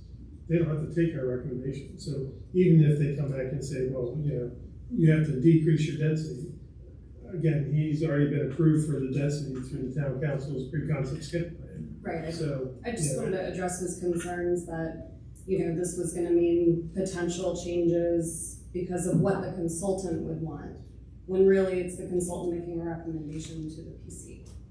And the consultant might make a recommendation that you're not even comfortable with, where the density might be more dense than what we're allowing. So it's still a recommendation, just because they say, well, you could double the density, doesn't mean we should. And again, this project was approved for more than double the density Right, in the past. An approved plan. 172 units was their prior approval for. It's not a personal attack on you, I think it's just the process that we're trying to go through. And again, we have a lot of new members on the planning commission. I think that's why it sort of came to the top of the pile. Go ahead, Carl. Hey, I just got. Come up to the microphone, please, instead of sitting. I was gonna. It should be on, I think. If not, please make sure it's on. Is there a light on? It should be. Okay, that's good. So I just want to make sure. Now, I'm glad that it was brought up that it has approved the pre-concept plan, and that the planning commission can reject anything. Because one of my major concerns is, one of the council that approved the pre-concept plan is that what if the recommendation all of a sudden is, the plan failed? So we got to get back to step 1, which is almost, I want to say, in my view, would be very concerning from an approved pre-concept plan. I can see that if the pattern book was out there submitted and we had a chance to all look at it and see if it made sense, certain aspects, elevations fit into, and a consultant can give us recommendations on that too. But what if the consultant, I'm not exactly sure, as Mr. Potetan said, what areas would they be looking at? If the consultant looks at, say, this suggestion for the state highway, and they say, well, state highway is wrong, or this or that, you can bring up, I'm not sure the planning commission has authority to, not the authority, the ability to reject something the state highway suggests, or that type. So we are kind of far along in the process to start saying we need to look at it and everything. This should have happened right after the pre-concept plan was approved in the long run to do it. And Mr. Potetan has a good long history, in my view, with the town, with building quality communities throughout the area. So I'm pretty sure that he will, at the end product, will be pretty comprehensive and can kind of blend into the area up there. And again, to go back to, if we're talking about the pattern book and elevations of a building, a 22 by 36 foot townhouse, there's a number of different elevations that we've all seen that fits that box. So if you tell me, oh, I don't like that elevation because it's too X, it's too whatever, we can make changes to the elevation. I'm more concerned with the layout, the engineering plan that's, you know, right now the elevation is a pretty picture that we've attached to the pattern book, working with a builder who we've worked with in the past. But if you tell me that's not the architectural style or flavor that the town wants to see there, fine, I'm happy to hear those comments. It's more the engineering layout of the subdivision. And you know, we worked with Barney early on you know, changing the right-of-way widths and making sure that we road details that Barney had that goes back a year and a half ago when we had discussions with Barney. So that's my biggest concern with, you know, introducing this third party at this point in the process. Well, there are two realities here. One is that you were already underway. You were talking with town employees, with Barney and so forth, and proceeding. The other reality is we realize as a planning commission, this is a smart move for us going forward, okay, with other potential developments before they get underway. Looking ahead, trying to say the best approach to take, okay? In some cases, is to have recommendations come to us from a professional who does that kind of service and that kind of assistance for other communities. I mean, it's no different than what Tom does every month for the town. I mean, you utilize his expertise and his So there knowledge. are two realities here. Right. I will let you know that, you know, this is the book that I'll be giving you guys here in just a little bit. Is the second iteration of the pattern book. I did reach out to the engineer, and Frank, I think, was contacted, and they did make some revisions to some of the elevations, because initially one of the elevations was, I'd say, a lower quality end product. So, you know, we have a little bit more quality elevations in the second pre-concept sketch plan. And to your point, you haven't seen the plan yet because it hasn't been approved to the concept level through the county and the town. So it doesn't come to you until we have approval. And I believe John has that to hand out to the commission this week, tonight. I do have copies here for everybody and for the town council. Actually, and for you, young man, there's one out in the front lobby you can pick up on your way out. But yeah, so I mean, we have those to hand out. I didn't put it on your desk earlier because it seemed like it'd be a distraction. All right. Very good. All right. Any other questions of myself? Are you okay? All right. Thanks, Ray. Thank you. Thanks, Ray. Okay, question, planning commission. We haven't talked about ordinance 2335 or the two versions of 39. And then there's the whole set of items under reports, other business, future items. What's your pleasure in terms of moving forward and using the remainder of this session as productively as possible? I think we definitely need to dive into the canvas. Okay. All right. So I will let you know that there was another modified plan that came in this afternoon that was presented by Councilmember DeMotor to Tom. So I did print out extra copies for that. I didn't hand it out because, again, it wasn't part of the agenda. It is a combination of 39 and 35, very similar to the last item on your agenda. It just has possibly some additional changes. I'm not sure exactly. Can we have that then? He has it right here in front of you to hand out. I was going to say that, so I would hand those out now, Steve. The primary request that we asked of you and Carl last time was, can you merge 35 and 39? Could you Correct. put them together? And I can give you a summary of those actions. All right, excellent. Let's go to the chase.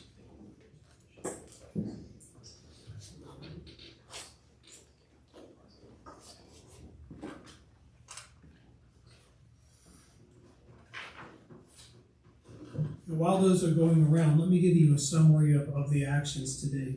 So at the end of the last planning commission meeting, we reached a decision where we said, and this was in collaboration with Councilmember Munder, and Councilmember Munder and I, and then we presented this to you at the end of the last meeting.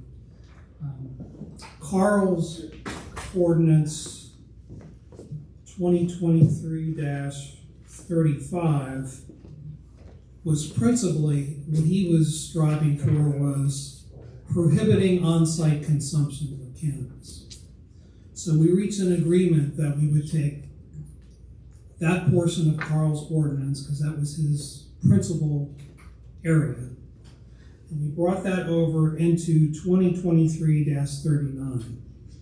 And what we said to you was, from this point forward, 2023-39 should be considered as the working ordinance moving forward. So that's where we should all focus our attention. Now, since the last Planning Commission meeting, I've had some informal conversations with Commission Member O'Malley. At the end of the last Planning Commission meeting, when it was formally ended, we had some conversations, and Steve had some good suggestions. Since that time, several of us from the town went to the MML Symposium on Cannabis. We learned some information there. And then we did a little more deeper thinking on the whole topic and how to proceed. So I factored in all of that new information, and I worked with the town attorney to create the version that I just handed out. And I would ask you to work off of the version I just handed out, because that captures the latest and greatest thinking on the approach. Yeah. Carl, you're also equally supportive of this new merged version. Yeah. Okay. So, And if you'd like, I can give you just real quick hitters on what's been changed since the version of 39 that you've seen. Okay. So some of the main things that have changed for several reasons is we're basically now taking an approach, because there are several like products or like business lines within the town, and it made more rational sense to consider how to zone those businesses in a consistent approach. So in this newer version, what you see is we're still using a special exception process. We're using established town zoning processes. But what we're saying is the process for zoning a cannabis dispensary, the process for zoning a vape shop, and the process for zoning a tobacco shop as their principal business lines, we're going to consider those consistently. So the buffering requirements, all the other elements that we've set forth as conditions for a special exception for a cannabis dispensary would also apply to a vape shop or a tobacco shop. And that allows us a rational approach, and I think a good approach in terms of justification as to how to zone cannabis dispensaries. The other two things that this does, and it's consistent with the last, is we're saying that cannabis dispensaries are permitted through a special exception process. Growing operations are not permitted, and processing operations are not permitted except if they are directly associated with on-site dispensary operations. So if you're doing some minor processing of cannabis material, you can do that on-site as part of your dispensary. But some things we learned at the Cannabis Symposium, one, growing operations can be rather large scale, and one of the principal resource drains is water. These operations, I mean, think about it, it's an agricultural operation, take a lot of water. And other towns said, you know, a town had a flour mill operation, and they said, other than the flour mill operation, that was their biggest water sink. So given the fact of where we stand with our water, I think it's sensible and it can be justified that we are not going to allow growing operations. Similarly, processing operations. Processing means anything from extracting the oils and the material from the plants to then manufacturing vaping pods containing the oils or other products, the actual oils and gummies, etc. That can be a fairly large-scale operation as well. So we're saying, as a town, we do not want to permit those operations. So, nutshell, this is through the town's existing special exception process. You can have a dispensary. You have to meet all the conditions for a special exception for that, and we're also going to treat vape shops and tobacco shops in the same manner. And Commission Member O'Malley also had some suggestions for signage and thoughts about how to limit certain types of signage. So we tried to address some of those ideas. We may not be totally on the mark. This is the first time. So all of those points are all of that embedded in this. This is as the well best as the benefit of the those MML conference. Exactly. We need the opportunity to go through this and see it in this larger, more connected light. Okay, what does that do in terms of, I mean, we don't have enough time tonight to do it ourselves. Well, I'll just speak out loud, think out loud and refer to John. I thought I heard at the previous planning commission meeting, John really wanted us to get something in place because these licenses are being granted and approved by the state and probably in the beginning of the new year. I mean, who knows, we may see something coming at us. So I think it's important to get something legislatively, an ordinance in place. Now, having said that, so if you took your time to review this and you address this at your end of your September Planning Commission meeting, and we could actually get through that, that would be my preference. We could potentially have that introduced at the October Town Council meeting. At the time it's introduced, I think they would set a public hearing.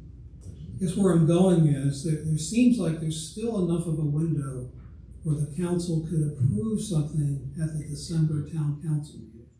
I think that would be the objective. I think that's the best schedule. As long as we have it as a priority for the next meeting. Yes. It has to be the first priority. Absolutely. Because this is already pretty solid. Yeah. Yeah. Almost I done just with it. I just think we each need to take our time and go through it and see how it gels. I appreciate it. And I can give you other, just so you know, in terms of the buffering distances and such, I've looked at other towns' buffering distances. We're not doing anything that's totally out of bounds with what other towns are doing. Laurel, for example, uses a 1,000-foot buffer from public schools. The 500-foot buffer has been used. So I think we can have a sellable product here, but I'm prepared to go through whatever questions you might have now or certainly at the next opportunity. Did you put anything in here for a buffer around like town-owned properties?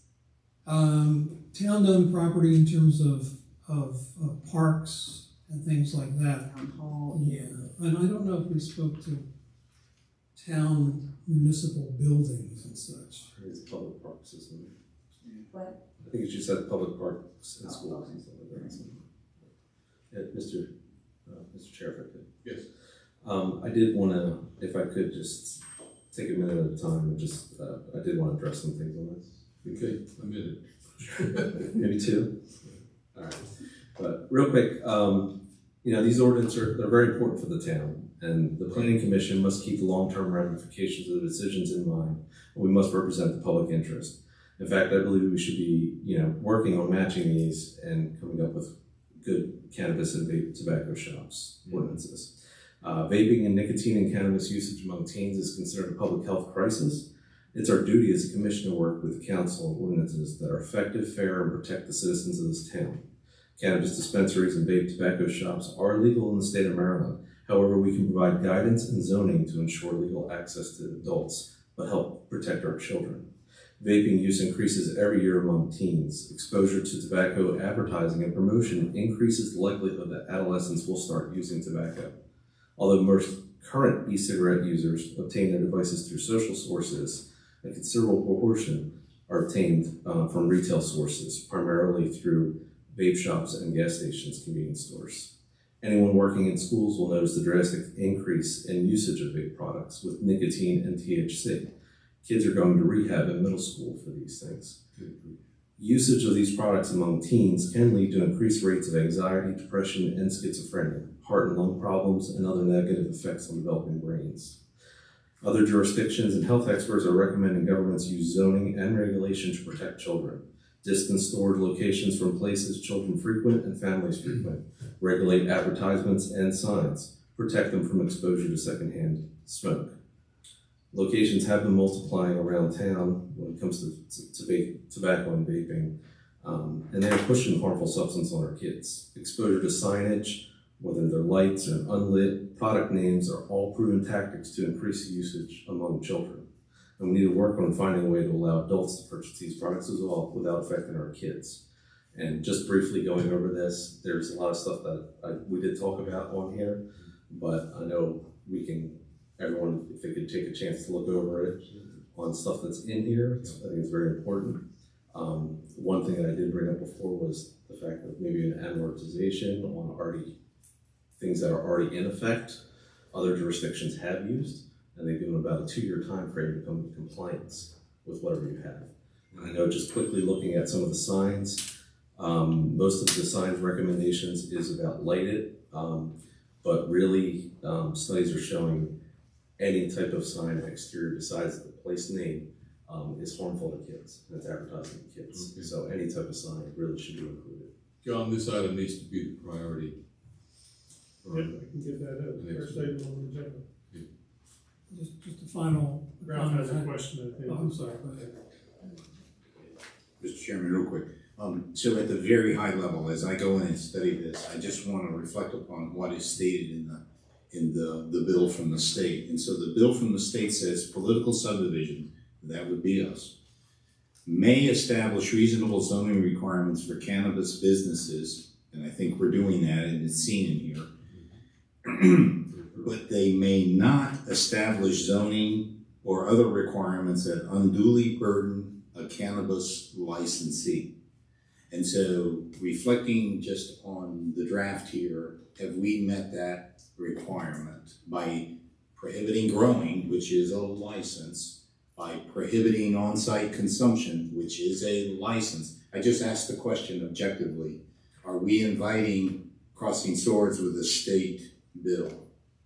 Well, I can't answer that. I don't know if we're inviting crossing swords. What I can say is that other towns are doing much the same. Okay. We are in somewhat uncharted territory because it's a new statute from the state, that is to say, and I think that I do not believe that the ordinance as written unduly burdens the essential function of the state statute, which is to essentially legalize the dispensing of cannabis. Okay, and then my other high level, and this is the last one. The state identifies there are 4 types of cannabis business licenses. They call it standard, micro, incubator, and on-site consumption. Those are the 4. Within the standard, you have the sub-elements of a standard license that allows growing, a standard license that allows processing, and a standard license that allows dispensary operations.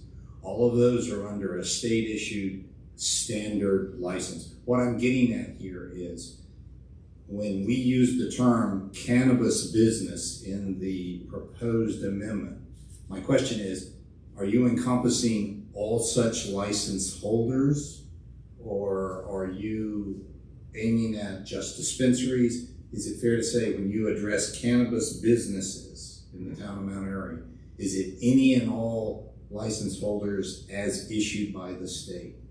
So the definition encompasses all of that. Okay. Yes.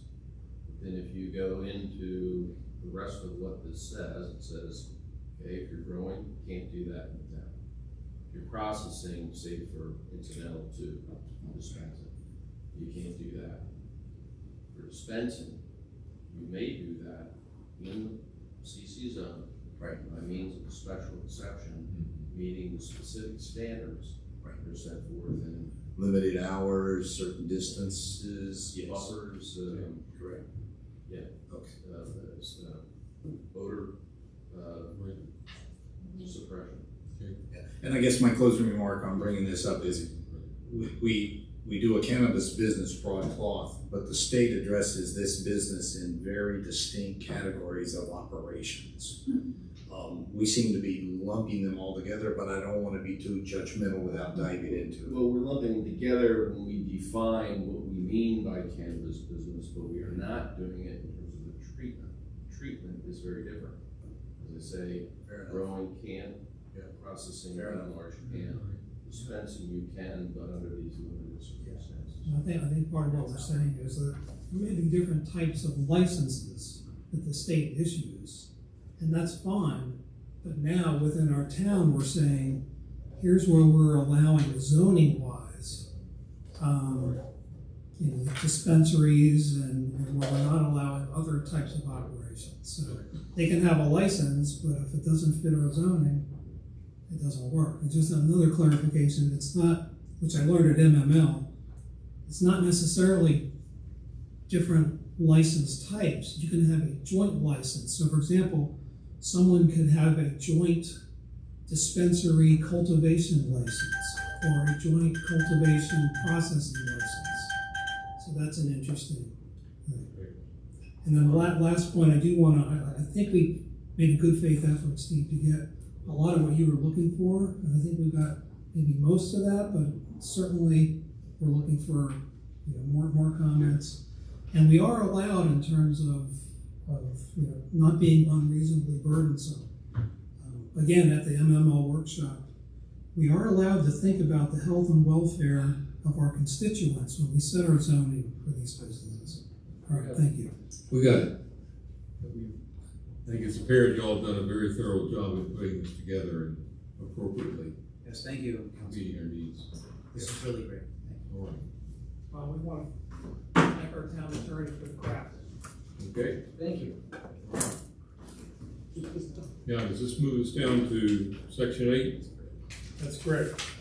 So basically, we have 2 public hearings currently scheduled for the Mount Airy Crossing project. This is a public hearing, September 27th, 2023, 6 p.m. to 9:15 p.m. This is being held at the American Legion on Prospect Road. The second one will be on September the 30th, 2023, from 1 p.m. to 4:15, again at the American Legion. This will give the opportunity for the citizens of Mount Airy to be able to come out, look at the plan that's currently being proposed, and give additional feedback to the Planning Commission. Again, this is really more towards the Planning Commission, not to the owners or the representatives. They, I'm sure, will be present. And then the council liaison report was handed out to you by Jason just before the meeting. Do you want to go ahead and do a review real quick? Sure. Sure. I don't have the July copy. I thought I did have it. Just bring the mic close like this and point right to your mother. There you go. I don't have the July copy that I thought I had, so I can email it out to you guys. I did pass it out last month, so you probably still have it. So for the August Town Council report, Amanda Lettery and Raymond Tignall were appointed to the EDC. Ken Bynack was appointed as a full member of the PC. Heather Wallace was approved as an alternate member of the PC. George Guevara was reappointed to Parks and Rec, and Dick Swanson was reappointed to Water and Sewer. As far as the ordinances and other things, PWA for Lot 20 in Twin Arch Business Park was approved with a 5-0 vote. 2023-8 was approved with a 5-0 vote. 2023-34, the wellhead protection was rejected with a 3-2 vote. 2023-37, water rate increase was approved with a 4-1 vote. 2023-38, adding $305,502 to the general fund capital budget for Rails to Trails West was approved, and the public hearing was set up for this September 11th council meeting. That's it. So the next item would be the zoning administrator report for June and July. I don't know if anybody has any questions related to that. Okay. The next planning commission meeting is scheduled for September 25th at 7:30 p.m. to 10:30. I'll make sure that the website has the correct time. Carl was telling me it has the wrong time currently on there. The next master plan, 2023 master plan work session is September 7th at 7:30 here at Town Hall. And then we have the Green Tree Pattern Book introduction and placing it on the September Planning Commission agenda for feedback from the Planning Commission members. And then that's number 9 to you, Bill. John, when and how will you publicize the public hearings, the 2 public hearings for Mount Airy? So the property will get signed. The property will get signed around the perimeter, and adjoining property owner letters are already ready to be mailed out. We'll also be advertising in both papers at least 15 days prior to the hearing. Okay. All right, very good. Okay, anything else? We're ready to adjourn this meeting. Thanks so much.